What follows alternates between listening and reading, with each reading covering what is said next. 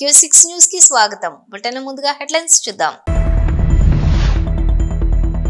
Congress party CLP సమావేశంలో 10 మంది ఎమ్మెల్యేలు డుమ్మా, పార్టీ మారిన 10 మంది గైర్హాజరు.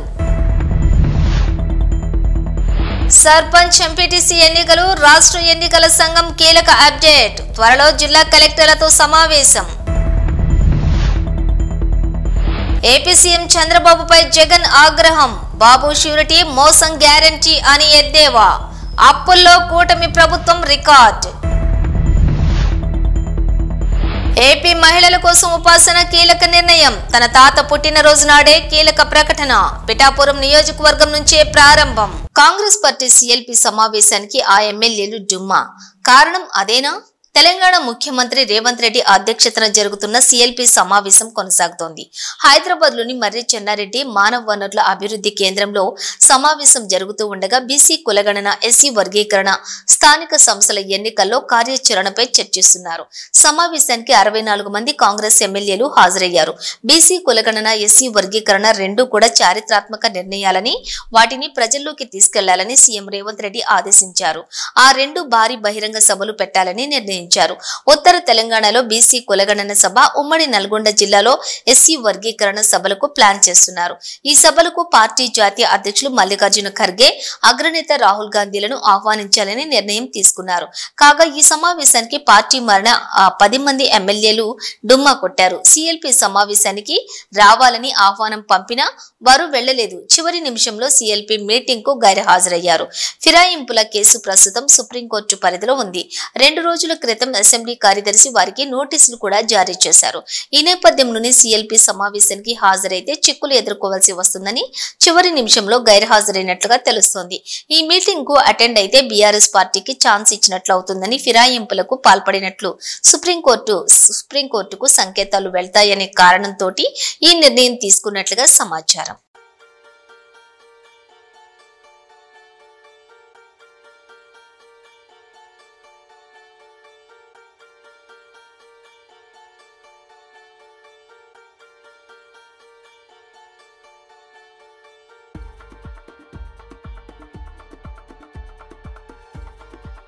సర్పంచ్ ఎంపీటీసీ ఎలక్షన్స్, రాష్ట్ర ఎన్నికల సంఘం కీలక అప్డేట్. త్వరలోనే తెలంగాణలో స్థానిక సంస్థల ఎన్నికల ఫీవర్ మొదలైంది. గ్రామాల్లో సర్పంచ్ ఎంపీటీసీ ఎన్నికలపై జోరుగా చర్చలు జరుగుతున్నాయి. ఎన్నికల్లో పోటీ చేసేందుకు ఆశావాహులు ఎదురు చూస్తూ ఉన్నారు. మరో 15 రోజులు ఎన్నికల షెడ్యూల్ కానుందని మంత్రి పొంగిలేటి శ్రీనివాస్ రెడ్డి హింట్ ఇచ్చారు. తాజాగా రాష్ట్ర ఎన్నికల సంఘం కీలక అప్డేట్ ఇచ్చింది. స్థానిక సంస్థల ఎన్నికలకు వేగంగా ఏర్పాట్లు చేస్తోంది. పోలింగ్ కేంద్రాలు, బ్యాలెట్ బాక్సులు, బూత్లు సిద్ధం కాగా ఎన్నికల నిర్వహణపై మాస్టర్ ట్రైనర్ కు శిక్షణ కూడా ప్రారంభించింది.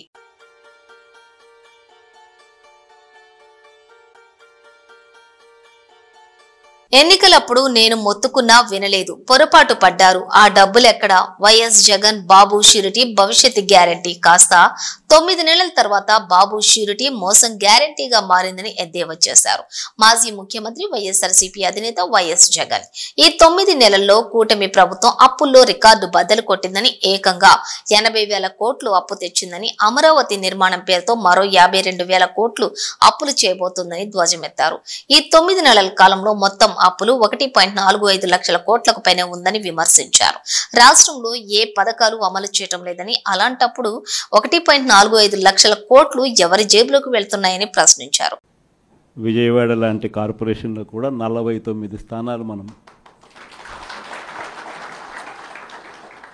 అప్పట్లో గెలిస్తే తెలుగుదేశం పార్టీ కూటమి వీళ్ళకు వచ్చిన స్థానాలు 14,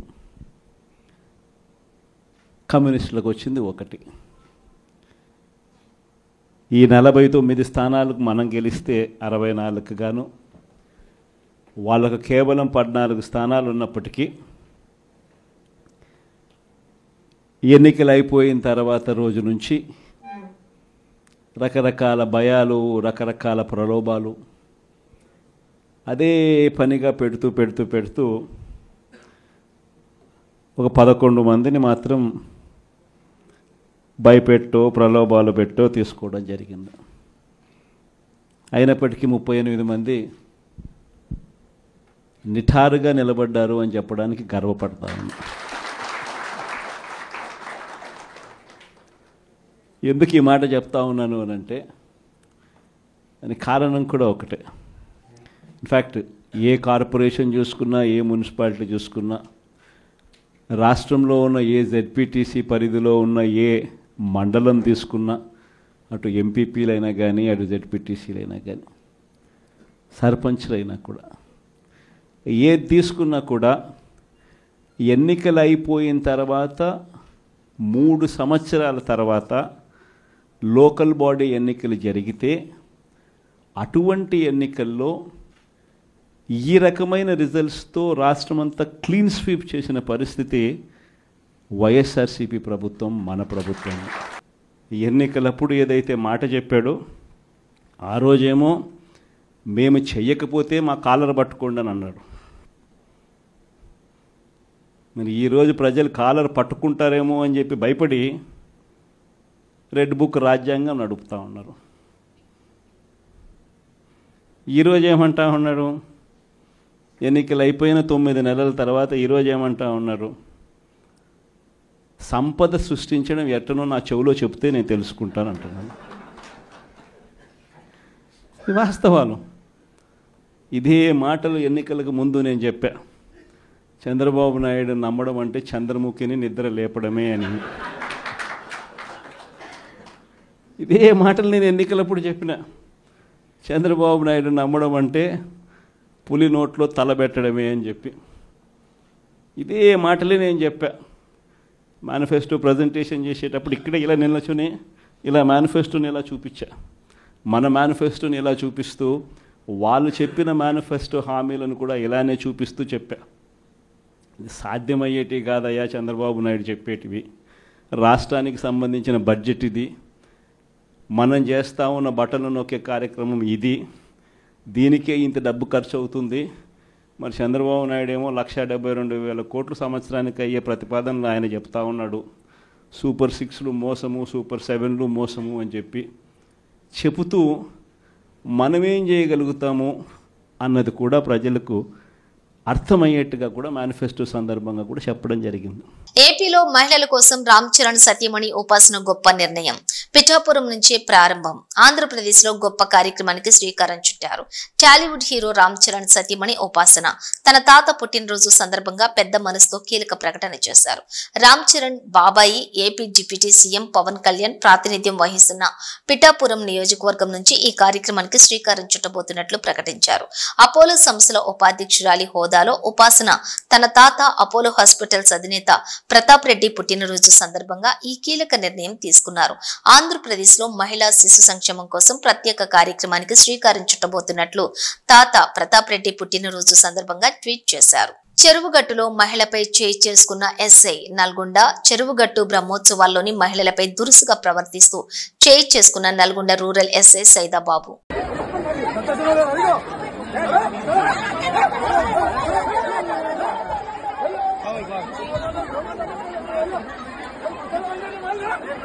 నారా చంద్రబాబు నాయుడు హామీ ఇచ్చిన విధంగా గీత వృత్తిదారులకు మద్యం దుకాణాల్లో 20% వాటా ఇచ్చి తీరాలి. గీత కార్మికులకు ఎక్స్గ్రేషియా పెంచి ఇచ్చింది వైఎస్ జగన్.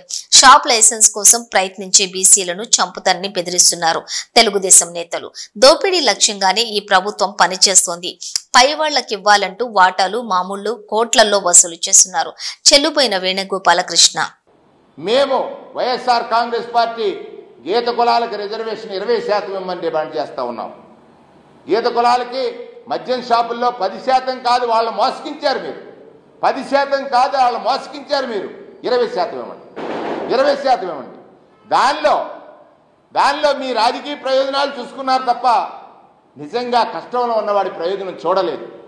కష్టంలో ఉన్నవాడి ప్రయోజనం చూడటమనంటే నిత్యము తాడెక్కేవాడు 3 సార్లు మృత్యుముఖంలోకి వెళ్ళి తిరిగి వస్తాడు. ఆ జీవనానికి ఆనాడు జగన్మోహన్ రెడ్డి గారు ఎక్స్గ్రేషియాని 5 లక్షల నుంచి 10 లక్షలకు పెంచాడు. ఎవరైతే పర్మనెంట్ డిజబిలిటీ ఉంటుందో వాళ్ళకి 10 లక్షలు ఇచ్చేటువంటి ఒక కార్యక్రమం చేపట్టాడు. అది కాదు నేను అడిగేది. ఇవాళ అది జరుగుతున్నా జగన్మోహన్ రెడ్డి గారు ఒక మంచి పని చేశాడు, మంచి అని చెప్తాం. మీరు చేయండి. ఏదైతే సొసైటీస్ ఉన్నాయో వాళ్ళు కదా నిజంగా కష్టపడుతున్న వాళ్ళు, వాళ్ళ జీవితాలు కదా మారాల్సింది ఎవరి జీవితాలు? కష్టంలో ఉన్న వాళ్ళ జీవితాలు. నిజంగా కళ్ళు గీత వృత్తి సొసైటీలుగా ఉండి ఎవరైతే పొందుతున్నారో చేస్తున్నారో ఆ జీవనం గడుపుతున్నారో వారి జీవితాలు బాగు కోసం ఈ మీరేదైతే కేటాయించినటువంటి 10% కాదు 20% మద్యం షాపులు కేటాయించండి. అంటే 10% కేటాయించారని ప్రజలు అడుగుతారని ఈ తప్పుని అంటే కోర్టుకు వెళ్ళి ఆపేసింది వైఎస్ఆర్ కాంగ్రెస్ పార్టీ అని చెప్పాలని మీరు చేసిన ప్రయత్నం విఫల ప్రయత్నం. ఎందుచేత నిన్నటి వరకు మద్యం వ్యాపారంలో ఉన్నది మీ శాసనసభ్యులు, వారి అనుయాయులు. వారి వ్యాపారం తగ్గిపోద్ది, మాకొచ్చే లాభాలు తగ్గుతాయని వారు చేసినటువంటి ప్రయత్నమే ఈ కోర్టుకు వెళ్ళేటువంటి ప్రయత్నం. కుప్పల తెప్పలుగా పిలిచి పడ్డాయన్నారు, కానీ కోర్టు ఊరటిచ్చిందని చెప్పారు. 2 మీరే రాశారు. కానీ నేను అడుగుతున్నది దీనివల్ల ప్రయోజనం ఎవరికి? తెలుగుదేశం నాయకులు. దీనివల్ల ప్రయోజనం ఎవరికి? ఇప్పుడే చూశాను, ఇక్కడ మాచర్లలో ఒక గౌడ సోదరుడు తన లైసెన్స్ కోసం వెళ్తా ఉంటే అక్కడ శ్రీనివాసరెడ్డి గారని ఒక ఆయన తెలుగుదేశం నాయకుడు ఏ విధంగా దుర్భాషలాడి అతని పట్ల చంపుతామనేటువంటి ఒక మాట చెప్పాడో ఇప్పుడే టీవీలో చూస్తున్నాం.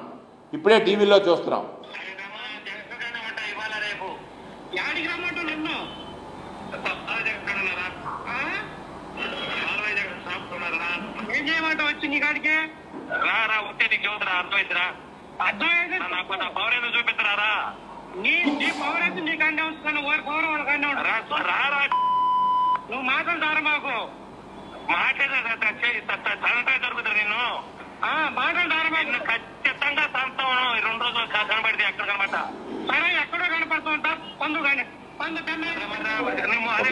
జంక్షన్ కాడికి రారా ఎమ్మెల్యే కాడికే పాపా ఇక్కడ ఎవరైతే ఒక గౌడ సోదరుడు లైసెన్స్ అప్లికేషన్ వేసుకుంటే తెలుగుదేశం శాసనసభ్యుడి అనుయాయుడైనటువంటి తెలుగుదేశం పార్టీ నాయకుడు ఏ విధంగా దుర్భాషలు ఆడి అతన్ని చంపుతానని బెదిరించినటువంటి తీరు చూసినప్పుడు నేను ముందుగానే చెప్పాను, ప్రజాస్వామ్యం ప్రమాద పంచుల్లో ఉంది. ఇవాళ దోపిడీ లక్ష్యంగా ఈ ప్రభుత్వం పనిచేస్తుంది. మీ పత్రికల్లోనే కొన్ని అడపాదడప వార్తలు వస్తున్నాయి. ఇవాళ పై వాళ్ళకి ఇవ్వాలి 10,000 ఇవ్వండి. ఇది ఎక్కడ మద్యం షాపుల్లో వసూలు చేసినట్టు విధానం. పై వాళ్ళకి ఇవ్వాలి 10,000 ఇవ్వండి. దీనికి సమాధానం ఏమిటి? మద్యం వ్యాపారంలో మీరు మీ అనుయాయులు మొదటి నుంచి కూడా షాపులకు లైసెన్సులు వేసే క్రమం నుంచి షాపులు ఎక్కడైనా వాళ్ళు పెట్టుకోవాలనుకున్నప్పుడు మీ శాసనసభ్యుడి దగ్గర అనుమతి పొందాలి, శాసనసభ్యుడికి వాటాలు ఇవ్వాలి, వాటాలు కాకుండా ఇప్పుడు మామూళ్ళు ఇవ్వాలి. ఆ పైవారు ఎవరు నాయనా? ఆ పైవారికి ఇప్పటికే 2 కోట్లు వసూలు చేశారంటున్నారు, కానీ ఇంకో 2 సున్నాలు చేర్చాల్సినటువంటి అవసరం ఉంది. ఊరు మధ్యాంధ్రప్రదేశ్గా మారిపోయింది. పత్రిక తిరగవేస్తే అత్యాచారం లేని రోజు లేదు. అత్యాచారం ఆంధ్రప్రదేశ్గా మారిపోయింది. మీరు రోజు ప్రచారం చేసేవారు ఈ రాష్ట్రం అప్పుల పాలైపోయింది. మీరు వచ్చిన సంవత్సర కాలంలో 1,25,000 కోట్ల రూపాయలు అప్పులు చేశారు. అంటే మీరు చెప్పినవన్నీ శ్రీరంగ నీతిలే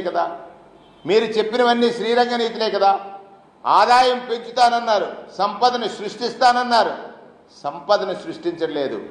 సంపన్న వర్గాల చేత బలహీన వర్గాల్ని బాధిస్తున్నారు. మాజీ మంత్రి కర్ణాటకలోని విజయనగరం జిల్లాలోని ఘోర ప్రమాదం.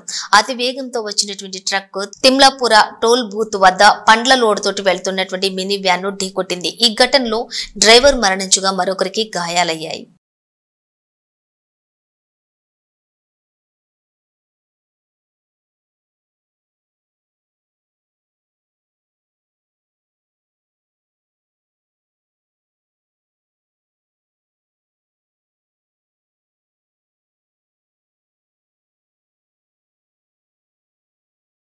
డంపింగ్ యార్డు ఏర్పాటు ఎపిసోడ్ పతాక స్థాయికి చేరింది. తమ గ్రామంలో చెత్త డంపింగ్ యార్డు పెట్టే ఆలోచన ఉపసంహరించుకోవాలంటూ గ్రామస్తులు సెల్ టవర్ కి ఆందోళనకు దిగారు. మరోవైపు అఖిలపక్ష నేతలు బంద్కు పిలుపునిచ్చారు. సంగారెడ్డి జిల్లా పటాన్చేరు నియోజకవర్గంలోని గుమ్మడిదల మండలం ప్యారానగర్ లో చెత్త డంపింగ్ యార్డు పెట్టడాన్ని వ్యతిరేకిస్తూ నల్లవల్ల గ్రామంలోని స్థానికులు ఆందోళనకు దిగారు. కొందరు గ్రామ యువకులు సెల్ టవర్ కి నిరసన తెలిపారు. అటవీ ప్రాంతంలో డంప్ యార్డు వద్దంటూ నినాదాలు చేస్తున్నారు. ఇప్పటికే డంప్ యార్డుకు వ్యతిరేకంగా గుమ్మడిదలలో బంద్కు అఖిలపక్ష నాయకులు పిలుపునిచ్చారు. హైదరాబాద్ చుట్టుపక్కల ప్రాంతాల్లో చెత్తను తమ గ్రామాల సమీపంలో వేసేందుకు డంపింగ్ యార్డును పెడితే సహించేది లేదంటూ గ్రామస్తులు తేల్చి చెప్పారు. ఈ వ్యవహారంపై 2 రోజుల నుండి వివిధ పార్టీల నాయకులు, కార్యకర్తలు, గ్రామస్తులు పెద్ద ఎత్తున ఆందోళనలు, నిరసన కార్యక్రమాలను చేపట్టడంతో గ్రామ యువకులు కూడా కదిలి వచ్చి సెల్ టవర్ ఎక్కి డంపింగ్ యార్డు పెట్టడాన్ని తీవ్రంగా వ్యతిరేకించడంతో అక్కడ వాతావరణం ఉద్రిక్తంగా మారింది. కాగా సెల్ టవర్ ఎక్కని యువకులను గ్రామస్తులు దించేందుకు పోలీసులు రంగంలోకి దిగారు.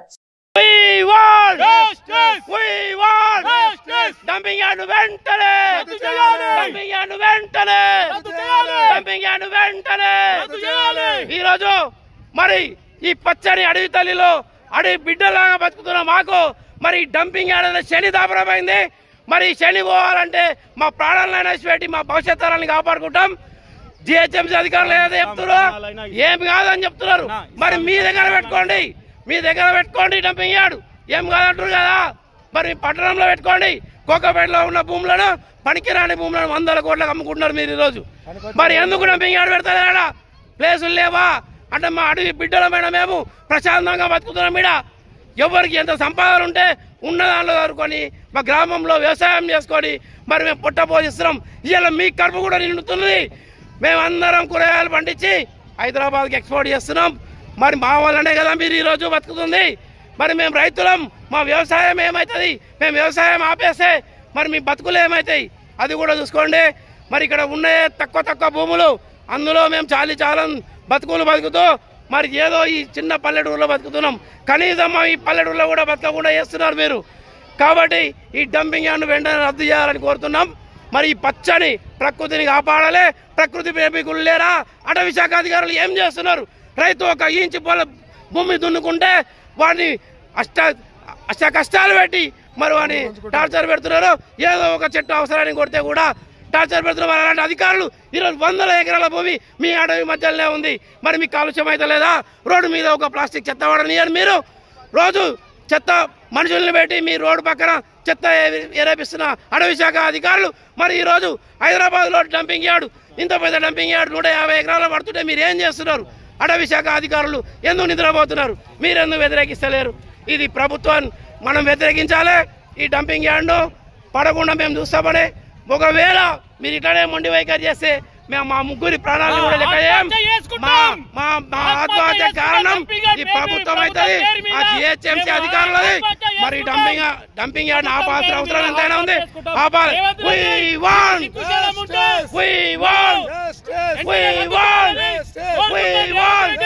శ్రీకాకుళం జిల్లా రణస్థలం మండలం కమ్మసిగడంలో రేపటి నుండి 3 రోజుల పాటు శ్రీ మహాలక్ష్మి అమ్మవారి జాతరను అత్యంత అంగరంగ వైభవంగా కమిటీ నిర్వాహకులు నిర్వహించనున్నారు. ఈ జాతరకు ఉత్తరాంధ్ర పాటు ఇతర ప్రాంతాల నుండి భారీ సంఖ్యలో భక్తులు వచ్చి అమ్మవారిని దర్శించుకుంటారని ఆలయ కమిటీ సభ్యులు వెల్లడించారు. ఈ ఏర్పాట్లన్నీ కూడా ఎచ్చెర్ల ఎమ్మెల్యే ఎన్ ఈశ్వరరావు సమక్షంలో జరగనున్నట్లు నిర్వాహకులు తెలిపారు. ఈ జాతరకు విచ్చేచున్న భక్తులకు అన్ని విధాలుగా ఏర్పాట్లు సిద్ధం చేశారు. ఎటువంటి అవాంఛనీయ సంఘటనలు జరగకుండా పోలీసులు ఇప్పటికే భారీ బందోబస్తు ఏర్పాటు చేసినట్లు జేఆర్ పురం సిఐ అవతారం తెలిపారు. భక్తుల రాకపోకలకు అలాగే వాహనాలు నిలిపేందుకు పార్కింగ్ స్థలాలు కూడా కేటాయించినట్లు ఆయన తెలిపారు. అలాగే ఆకతాయిలకు అరికట్టేందుకు ఇప్పటికే డ్రోన్లతో పర్యవేక్షించనున్నామన్నారు.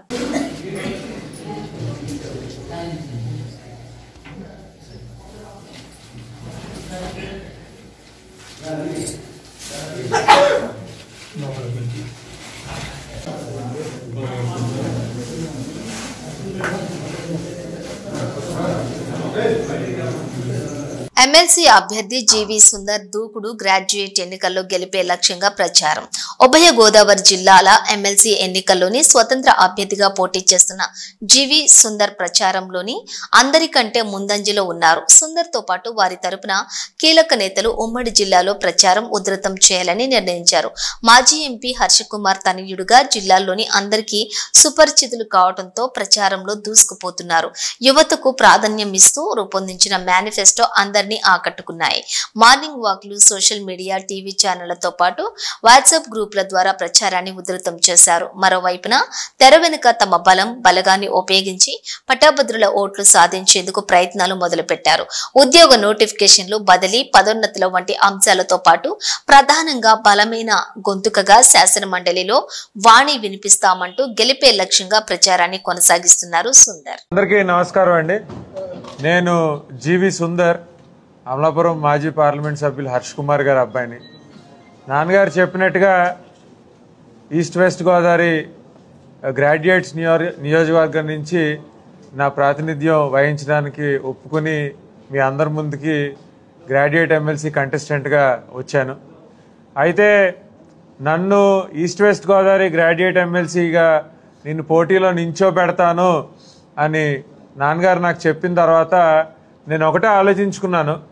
నాకు యూజువల్గా ఏ పని చేసినా కానీ కొంత హోంవర్క్ చేసుకోవడం అలవాటు.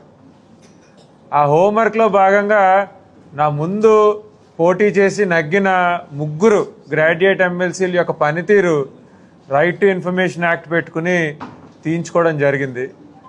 ముగ్గురు అటెండెన్స్ తీసుకున్నాను. వాళ్ళ కౌన్సిల్ అడిగిన క్వశ్చన్స్ కూడా తీసి అందులో వాళ్ళకన్నా మనం బెటర్గా ఎలా పర్ఫామ్ చేయొచ్చు అన్న ఆలోచనలోంచే నా ఈ మేనిఫెస్టో నేను తయారు చేసుకోవడం జరిగింది. ఇందులో నాకన్నా ముందు పనిచేసిన వాళ్ళు ఏ పాయింట్స్ మిస్ అయ్యారు అని చూసుకుంటే కనుక నా ముందు పనిచేసిన వాళ్ళందరూ కూడా, అంటే ఒక ఇద్దరిని చెప్తాను. వాళ్ళు అంటే గ్రాడ్యుయేట్ కాన్స్టిట్యున్సీ అనగానే ఎంత ఖర్చు పెడతారు అన్న ఆలోచన వస్తుంది. లేదంటే నా ముందు జస్ట్ 2019లో కమ్యూనిస్ట్ పార్టీ నుంచి ఎన్నికైన ఆయన గ్రాడ్యుయేట్ సమస్యల గురించి తక్కువ మాట్లాడారు, ఎక్కువ ప్రభుత్వ ఉద్యోగస్తుల గురించి మాట్లాడారు. నేను నా దృష్టిలో గ్రాడ్యుయేట్ ఎమ్మెల్సీ అనగానే నిరుద్యోగ సమస్య గురించి మాట్లాడాలి, లేదంటే ఎంప్లాయ్మెంట్ జనరేషన్ గురించి మాట్లాడాలి, లేదంటే గ్రాడ్యుయేట్ అయి బయటకు వస్తున్న పిల్లలు ఎవరైతే ఉన్నారో వాళ్ళ సమస్యల్ని ప్రభుత్వం దృష్టికి తీసుకెళ్లి వాటిని ఎఫెక్టివ్గా రిప్రజెంట్ చేయాలి అన్న ఆలోచనలోంచి నా ఈ మేనిఫెస్టో నేను రెడీ చేసుకోవడం జరిగిందండి. ఇందులో ముఖ్యంగా నేను తీసుకున్న points education, employment, job security, గ్రాడ్యుయేట్స్కి సంబంధించి. ఇందులో మెయిన్ పాయింట్స్ మీకు చెప్తాను. అది ఎంప్లాయ్మెంట్ ఎక్స్చేంజ్ సెంటర్. ఈ ఎంప్లాయ్మెంట్ ఎక్స్చేంజ్ సెంటర్ ద్వారా నిరుద్యోగులు లేదంటే గ్రాడ్యుయేట్ చదివి బయటకు వస్తున్న పిల్లలు, విద్యా సంస్థల్లో గ్రాడ్యుయేట్ చదువుతున్న పిల్లల యొక్క స్కిల్ సెట్స్ ఈ ఎంప్లాయ్మెంట్ ఎక్స్చేంజ్ ఆఫీసర్ తెలుసుకుంటాడు. అదేవిధంగా లోకల్గా అవైలబుల్గా ఉన్న పరిశ్రమలు ఏవైతే ఉన్నాయో వాళ్ళ స్కిల్ సెట్స్ కూడా ఈ ఎంప్లాయ్మెంట్ ఎక్స్చేంజ్ ఆఫీసర్ తెలుసుకుంటాడు. తెలుసుకుని ఈ ఎంప్లాయ్మెంట్ ఎక్స్చేంజ్ ఆఫీస్ ద్వారా ఈ రెండింటిని కనెక్ట్ చేస్తే దీని ద్వారా నిరుద్యోగ సమస్య మనం చాలా వరకు అరికట్టగలమని గట్టిగా నమ్ముతున్నాను. అదేవిధంగా జాబ్ మేళా అని ఒకటి పెడుతున్నాను. ప్రతి పార్లమెంట్ నియోజకవర్గంలో ప్రతి సంవత్సరం మెగా జాబ్ మేళా పెడదాం అనుకుంటున్నాను. అది కూడా ఈ ఎంప్లాయ్మెంట్ ఎక్స్చేంజ్ ఆఫీస్ ద్వారానే. ఎలానంటే ఒక నియోజకవర్గంలో కొంతమంది పిల్లలు ప్లేస్మెంట్ అవుతారు.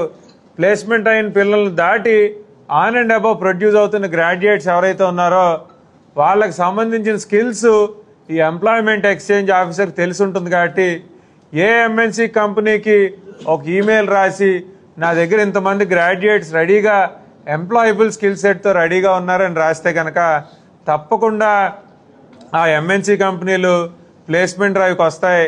మన పిల్లలకి మనం మెరుగైన ఉద్యోగాలు, అవకాశాలు కల్పించే పరిస్థితి ఉంటుంది. కాబట్టి అది మెగా జాబ్ మేళా అని చెప్పాను.